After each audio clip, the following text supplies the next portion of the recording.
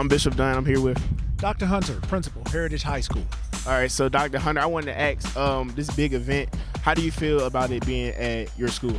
I'm pretty excited about it being here. When we were presented the idea, we had a couple meetings about it, had to get some clearances, obviously, to land a helicopter on the campus. But we were really excited. We thought it'd be a great opportunity for some of our students to get in touch with the STEM programs, there's some job opportunities with Virginia Natural Gas, and it was a free opportunity, so we kind of jumped on it. We thought it'd be great for 5,800 families. Okay, you bring up the topic about students, so how do you feel about this experience impacting them for what they plan to do further on in life? I think it can have some great impact for some of the reasons that we've already stated. Some can be almost immediate with some of our students being able to talk about current job opportunities. Some for the future. I really am excited about the drone. It's an opportunity for our kids to, we have a drone team, to see the ones we fly compared to what the size and spec of the actual military drone, with an idea that you can still fly that from your phone. I think that's a great opportunity for our students. Okay. All right. So last question is, seeing all the helicopters and stuff, do you think you'll be able to fly one if you had the opportunity? So I'm going to say no, but here's the cool thing.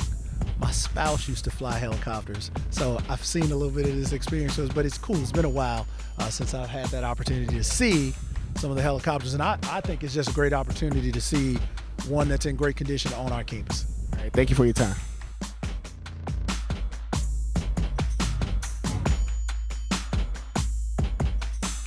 I'm here with Lenise Cowling. All right, Miss Cowling, I just want to ask, this whole event was your idea, and I want to ask what went through your thought process of coming up with this. Okay, well, I was contacted by Miss Whitaker. She's actually a coordinator for the Celebrate Freedom Foundation, and they were actually looking for STEM schools in the area. And our name was provided to them by Virginia Natural Gas. And so once she contacted me and told me about their initiative, I decided to jump on board and work with her in getting this event here at Heritage High School. What is your message to the kids that's seeing all of this, and how do you think that it will affect them in the future? Okay, well, hopefully what this will do is inspire them to get jobs in the STEM field. We have Virginia Natural Gas here, and they are actually demonstrating jobs within the STEM path that are locally. And so what I want to do is make sure that we encourage these students to stay on that path, especially since the students who are participating mainly are in our Governor's STEM Academy. Okay, thank you for your time, Ms. Cowling. I'm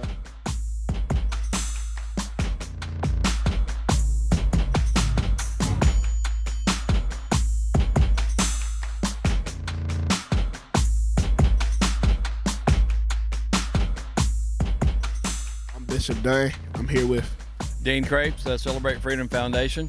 All right, so I just wanted to ask, how long have you been flying helicopters? I got my wings in April of 1982. I was in the Marine Corps, and then in the end of the 80s, I transferred into the Navy, and then I finished flying in 2001. I retired.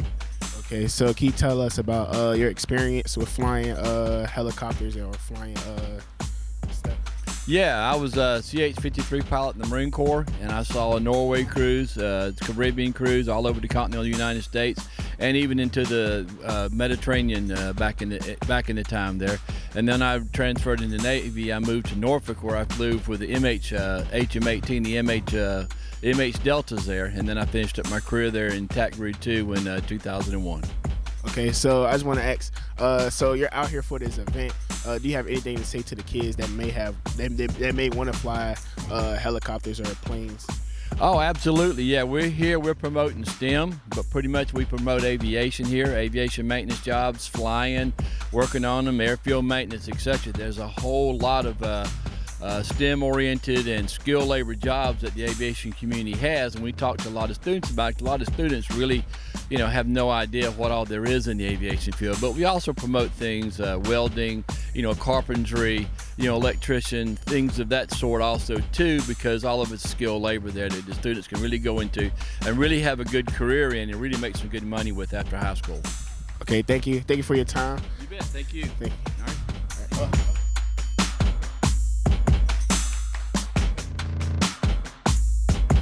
I'm Bishop Dunn. I'm here with Jalen Davis.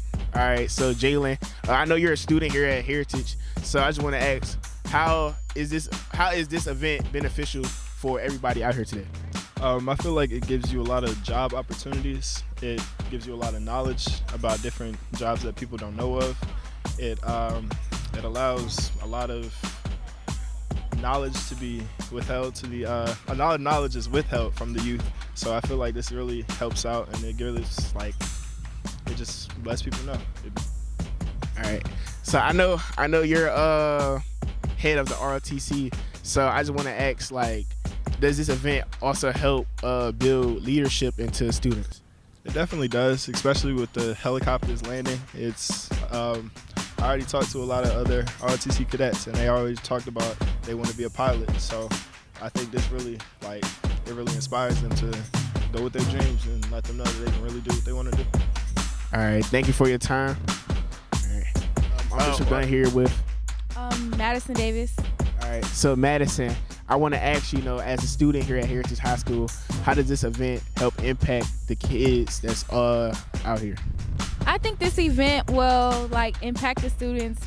It's giving them a big experience on just if they're interested in these career paths. I think yes, if they're interested in these career paths, then it would just be a big help to their future. As you be one of the leaders of ROTC, I just want to ask for your cadets that's out here learning the new stuff. How do you think this will help with their leadership skills? I think it would show them there's more ways to be a leader. All these careers out here, they all have different ways of helping the community. So it just shows them just all different ways to be a leader. All right, got it.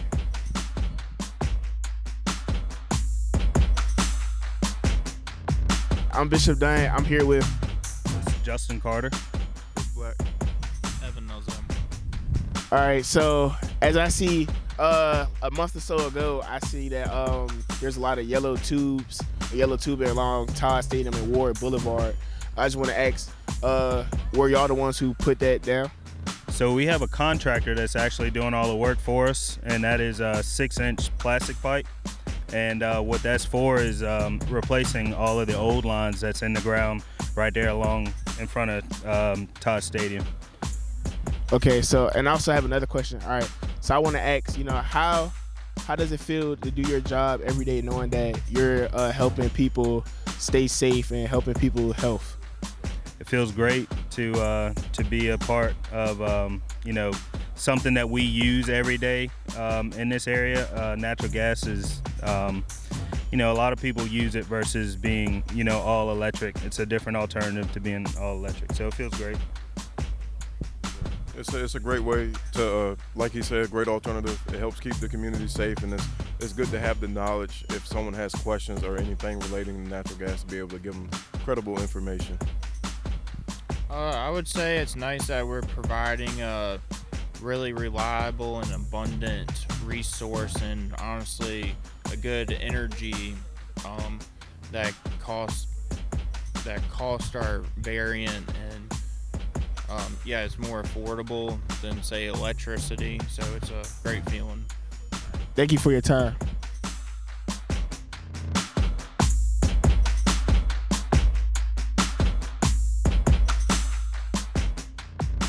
All right, I'm Bishop Dunn. I'm here with Justin Sharp. All right, Mr. Sharp, I just want to ask, what is this right here? What we have here is we have a piece of locating equipment. It's a camera that we use as locating equipment to help us visually verify things that we can't verify with our records or our above ground locate equipment. Okay, so as you said, this helps locate unidentified objects. So I want to ask, how long have you been able to do this job? It's actually a new piece of equipment. It's with technology evolving the way it is, this is actually a new thing. It was actually experimental a couple months ago, but it's proved to be useful in the last couple of months. So say about 4 months we've been running this thing. Okay. My last question is, as you see the kids come over here, they ask questions and stuff. I just want to ask, how does it feel for you to be able to teach children out here about how the different stuff is for where you work at in your workplace for the Virginia Natural Gas? I think it's a good thing, man. It's not something I knew existed when I was in high school. So to be able to come out and show these guys that it's something, other than what they normally, would see or, be taught in school that's actually out here if they can actually make a good career, it's okay, man. It's very important. So our number one objective is public safety and health. So anything, what we do on the distribution side is a lot of maintenance to prevent and to repair any type of damage or leak, any uncontrolled release of gas. So it's really important because, like I said, public health and safety is number one. So we don't want any leaks or anything worse potentially happening. So it's really important what we do. I'm Bishop Dine. I'm here with Roger Long. All right. So, Mr. Long, I wanted to ask, seeing all these students out here, how do you feel about the impact that you're having on these students? Well, hopefully we have a good impact showing them all the different jobs that are available in aviation so they can look at different things they can do in life in the future and pursue it and have a direction in life. I want to ask, how long have you been flying helicopters? Do you fly planes as well? I fly both airplanes and helicopters, and I've been flying since I was 16 years old. So can you tell us about that? Well, I started flying when I was 16, learning to fly, and I just enjoyed it, and I just kept going, flying, and I became an instructor.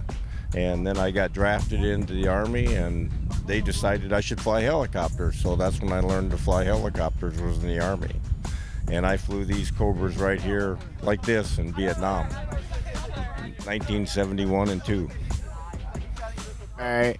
My last question is, like I said before, seeing these kids and stuff, and also, as you see in the background, seeing the smiles and faces on the children when they come out here and you tell them about the different stuff of being a helicopter flyer, a pilot. I just want to ask, how do you feel of being able to see the smiles on these kids' faces? Well, I think it's great, that they, you give them something to look forward to or something to strive for, and whenever you're looking for a goal in life, it's always a good thing. Then you have something you're trying to achieve.